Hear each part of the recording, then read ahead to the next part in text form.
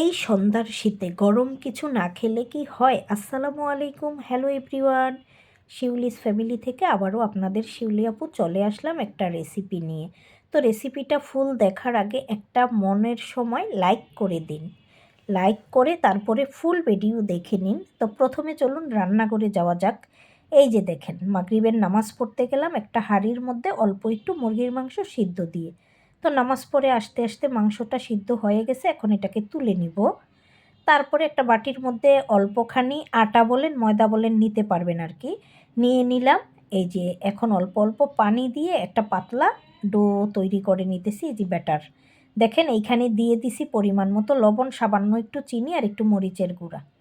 তারপরে এই যে চুলার মধ্যে তাওয়াটা বসিয়ে দিলাম।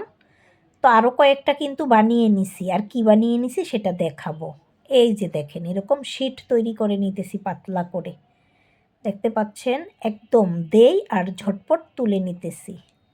তো এরকম দেখতে দেখতে আরও কয়েকটা কিন্তু বানিয়ে ফেলতেছি, অল্প সময়ের মধ্যেই এগুলো বানানো হয়ে যায়, আরও পাতলা করেও বানানো যাবে আর কি।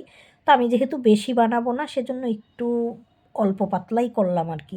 আর এই যে মাংসটা ঝুরা করে নিলাম, এখানে কাঁচামরিচ, পেঁয়াজ, ধনিয়া পাতা আর গাজর গ্রেট করে নেওয়া হয়েছে আর কি। তো এই যে এগুলো রেডি করে নিলাম। তো এগুলো দিয়ে একটা পুর তৈরি করব।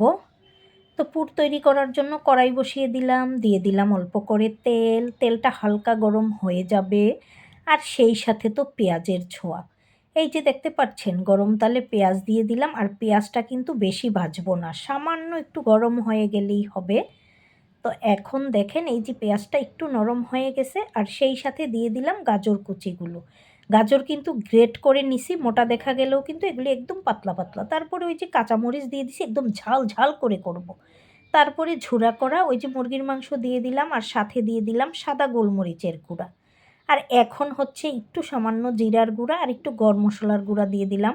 আরও ঝালের জন্য দিয়ে দিলাম একটু মরিচের গুঁড়া, যেহেতু আর কাঁচামরিচ নাই, শেষ হয়ে গেছে। তারপরে ভাবলাম অল্প একটু হচ্ছে সস দিয়ে দিব, এখানে সস দিয়ে দিলাম। তারপরে হচ্ছে একটু সয়া সস দিয়ে দিলাম, তাইলে মুরগির মাংসটা আরও সফট হয়ে যাবে। আর সাথে এখন দিয়ে দিব পরিমাণ মতো লবণ। লবণটা ওই যে সস দেওয়াতে সামান্য একটু দিতে হবে আর কি, না হয় কিন্তু লবণ কাট্টা হয়ে যাবে। এখন ভাবলাম আর একটু টমেটো সসও দিয়ে দিই। তো একদম বোতলটা খালি হয়ে গেছে, ঝেঁকে ঝুঁকে দিয়ে দিলাম আর কি। দিয়ে এখন নেড়ে চেড়ে মিশিয়ে নেব। এটাকে কিন্তু বেশিক্ষণ জাল করতে হবে না, খালি মেশানো হয়ে গেলেই হবে আর কি। তো দেখেন, এই ফিলিংটা কিন্তু আরও সুন্দর, আরও মজাদার করেও বানাতে পারি আমরা, বুঝতে পারছেন। এখন ওই যে কেটে রাখা ধনিয়া পাতাগুলো দিয়ে দিছি। মনে হয় এই শীতে ধনিয়া পাতার ছোঁয়াটাই আলাদা, তাই না? ধনিয়া পাতাটা দিলে মনে হয় ফ্লেভারটা বেড়ে যায়। আর ধনিয়া পাতার সাথে কিন্তু 2টা পেঁয়াজ কলিও ছিল, একদম পাতলা পাতলা করে কেটে দিছিলাম। সেটা দেওয়াতে আরও সুন্দর একটা ফ্লেভার চলে আসছে, বুঝতে পারছেন। মোটামুটি রান্নাটা শেষ হয়ে গেছে, চুলা থেকে তুলে নিব, আর একটা হাঁড়িতে গরম পানি বসিয়ে রাখবো। এই যে দেখেন, ফ্যান ছেড়ে দিলাম, একটু তাড়াতাড়ি হালকা ঠান্ডা হয়ে নে, তারপরে রেসিপিটা রেডি করব আর কি। এখন দেখেন, এই যে শিটগুলো নিয়ে নিলাম, আর নিয়ে কি করতেছি, ওই যে ব্যাটার রেডি করতেছিলাম সেখান থেকে একটু ব্যাটার রেখে দিছি। এখন হচ্ছে চতুর্দিকে এইভাবে একটু ঘষে ঘষে দিয়ে নিতেছি, দিয়ে হচ্ছে তারপরে এই রেসিপিটা রেডি করব। তো এখন যেই পুরটা বানিয়ে রাখছি সেই পুরটা হচ্ছে আমি এইখানে দিয়ে দিব। তো যারা এটা মানে খাওয়ার জন্য অর্ডার করতে চান, আমার কাছে অর্ডার করতে পারেন। তবে এইটা যেইভাবে রেডি করেছি, অর্ডারি জিনিসগুলো কিন্তু সেইভাবে রেডি করি না, কারণ তখন আরও মনোযোগ দিয়ে আরও মজাদার করে আরও সুন্দর করে রেডি করি আর কি। তো এখন হচ্ছে এই যে এইভাবে পেঁচিয়ে ঘুরিয়ে ঘুরিয়ে ঘুরিয়ে ঘুরিয়ে তখন হচ্ছে এই যেভাবে রেডি করে নিব। তো এক এক করে কিন্তু আমার আরও কয়েকটা বানানো হয়ে গেছে। এই যে দেখেন, দেখতেই পাচ্ছেন, এই যে বললাম না আরও কিছু বানানো হয়ে গেছিলো, এটা অফ ক্যামেরাতে ছিল আর কি। তো এখনও লাস্টের দিকে চলে আসছি, যেহেতু মানুষ কম, আমার বোন আছে, আমি আছি, ছেলে আছে, এই আর কি, তারপরে বানিয়ে নিতেছি।